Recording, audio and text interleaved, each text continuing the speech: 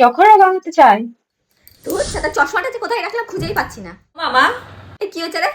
আমার সব বন্ধু বান্ধবরা জিমে ভর্তি হয়েছে আর আমিও জিমে ভর্তি হয়েছি, তাই আমি এখন থেকে ডায়েট করবো। রোগা পাটকাটির মতো চেহারা নাকি জিম? আমি এত রোগা পাটকাটি না, আমি এখন মোটা হয়ে গেছি সবাই বলে, সেই জন্য আমি জিম করবো আর রোগা হবো।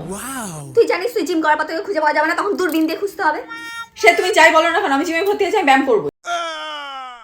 এখন থেকে তুমি আমাকে টাইম টু টাইম সব খাবার করে দেবে, সকালবেলায় স্যুপ করে দেবে। তুই আমাকে মাসে কত টাকা মাইনে দিস রে? তোর জন্য এত কিছু করতে হবে?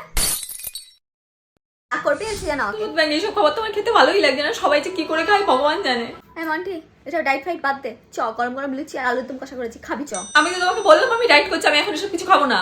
ঠিক আছে, তুই যখন খাবি না তোর ভাগেরটা আমি আর তোর বাবাই খেয়ে নেবো।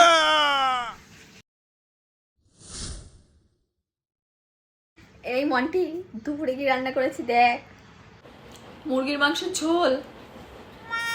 তুই মাংস নিয়ে যাও, আমি বললাম না ডাইটিং করছি, মাংস খাবো না। ঠিক আছে, তুই যখন খাবি না থাক, আমরাই খেয়ে নেবো। ওর ব্যাং নিকুচি করেছে ডাইটিং এর। ও মামা, মাংসের ঝোল দিয়ে ভাত খাবো, তুমি ভাত দাও। ঠিক আছে, তাড়াতাড়ি আয়, ভাত দিচ্ছি, খেয়ে নে। আজকে মাংসের ঝোল দিয়ে ভাত খেয়ে নি, কালকে থেকে ডাইটিং করবো।